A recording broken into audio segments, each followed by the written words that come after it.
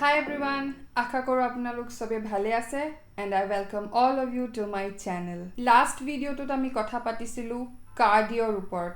Cardiovascular activity বুলি ক'লে কি বুজো, cardiovascular system টোনো কি হয়, cardiovascular exercise বা cardiovascular activities কৰিলে কি লাভ হয়. আজিৰ ভিডিঅ'টোত আমি কথা পাতিম weight training ৰ বিষয়ে. আহক অনতিপলমে আজিৰ এই ভিডিঅ'টো ষ্টাৰ্ট কৰো.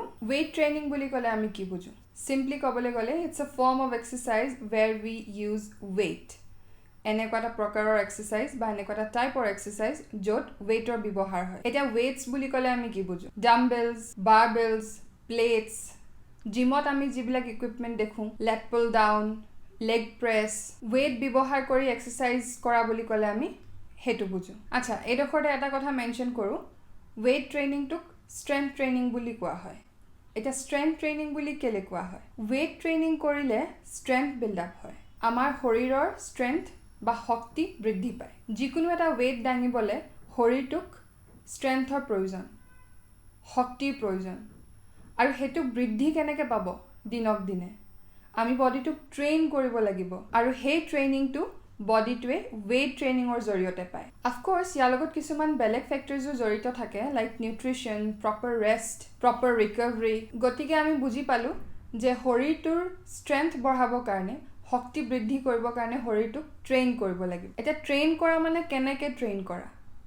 প্ৰপাৰ ফৰ্ম এণ্ড টেকনিক দি পেলাই যেতিয়া আমি weight লিফটিং শিকিম বা পুলিং শিকিম, তেতিয়া আমাৰ বডিটো ট্ৰেইন হ'ব to gain more and more strength. এতিয়া ইয়াতে এটা কথা আহি পৰে যে dumbbells, plates বা barbell বা জিমত থকা ইকুইপমেন্টস বিলাক ব্যৱহাৰ কৰিহে weight training হ'ব পাৰে নেকি? তেনেকুৱা নহয়. আমি body weight দি পেলাইও বডিটোক ট্ৰেইন কৰিব পাৰো to gain more strength. For example, আমাৰ day to day লাইফতে আমি বহুত এনেকুৱা কিছুমান কাম কৰি থাকো যোনবিলাক actually weight training হয়. For example, চিলিণ্ডাৰটো ডঙা, বাইক এখন পৰি গৈছে, হেখনক দাঙি ধৰা, বা মাকবিলাককে এক্সাম্পল হিচাপে লৈ লওক.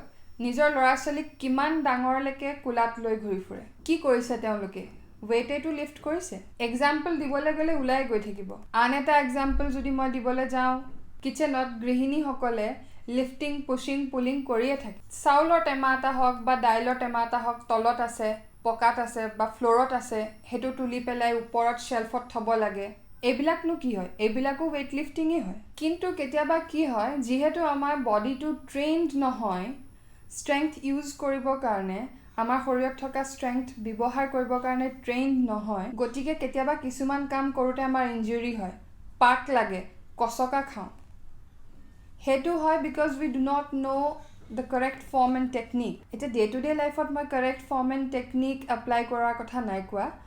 যদি বডিটো আমাৰ ট্ৰেইন থাকে to utilize the strength that we have in our body, আমাৰ ডেইলি টাস্কবিলাক ইজি হৈ পৰে.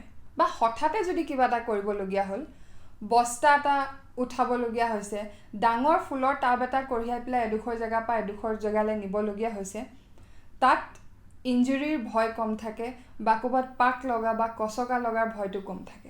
পুনৰ প্ৰশ্নটোলৈ ঘূৰি যাওঁ যে অকল বাৰ্বেলছ, ডাম্বেলছ দি পেলাইহে weight training হয় নেকি? নহয়, body weight দিও weight training হয়. কেনেকে হয়? There are forms of exercise, there are types of exercise যোনবিলাক কৰিলে আমাৰ বডিটো ট্ৰেইন হৈ গৈ থাকে. Like squats.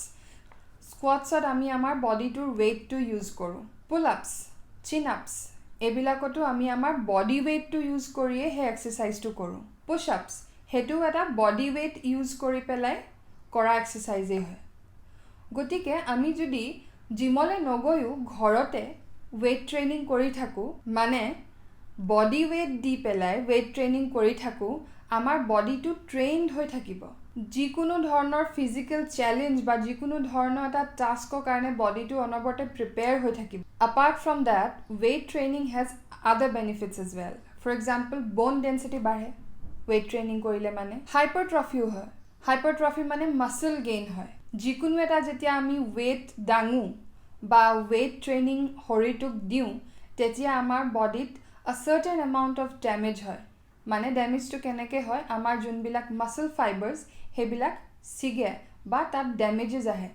আৰু যেতিয়া আমি সেইবিলাক ৰিপেয়াৰ কৰিবৰ কাৰণে আহাৰ খাওঁ, আহাৰটো হ'ব লাগিব প্ৰটিন প্ৰটিনটোৱে ৰিপেয়াৰ কৰিব আমাৰ মাছলছবিলাকক গতিকে যেতিয়া আমি প্ৰটিন খাম ইন কাৰেক্ট এমাউণ্ট তেতিয়া আমাৰ বডিটোত সেই যোনখিনি ডেমেজ হৈছিলে সেইখিনি ৰিপেয়াৰ হ'ব ডেইলি আহাৰত যদি প্ৰটিন ইনক্লুড কৰোঁ ডেইলি ৰুটিনত যদি এটলিষ্ট বডি ৱেইট ট্ৰেইনিংটো ইনক্লুড কৰোঁ আৰু প্ৰপাৰ ৰেষ্ট লওঁ তেতিয়া আমি দিনে দিনে মাস্কুলাৰো হৈ গৈ থাকিম মানে আমাৰ হাইপাৰট্ৰফি হ'ব মাসল গেইন হ'ব আৰু মাসল গেইন হ'লে কি হয় বা মাসল গেইন হোৱাৰ লাভটো কি মাসল গেইন হোৱা মানে কি মাসলে আমাক ষ্ট্ৰেংথ দিয়ে যদি আমাৰ শৰীৰত ফেটছৰ পৰিমাণ কমি গৈ আছে মাসলছৰ পৰিমাণটো বাঢ়ি গৈ আছে তাৰমানে আমাৰ ষ্ট্ৰেংথটো বাঢ়ি গৈ আছে নহয় জানো আৰু আমাক লাগে কি আমাৰ দৈনন্দিন জীৱনটোত জিও কাম আহিছে জিও টাস্ক আহিছে জিও চ্যালেঞ্জ আহিছে হেবিলাক আমি খুব ভালদৰে কৰি যাবলৈতো আমাক লাগে আৰু সেই সকলোবিলাকৰ কাৰণে যদি আমাৰ বডিটো কেপেবল ক্ষমতা থাকে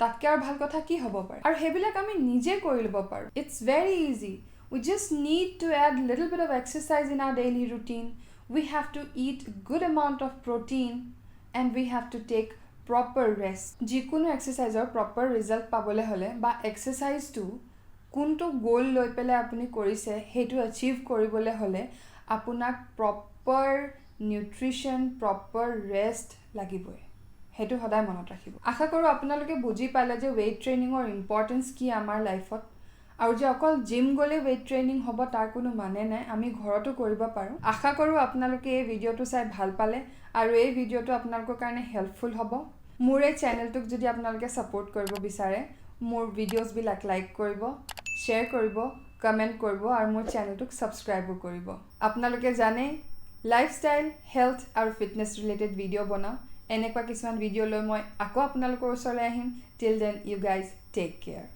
Bye.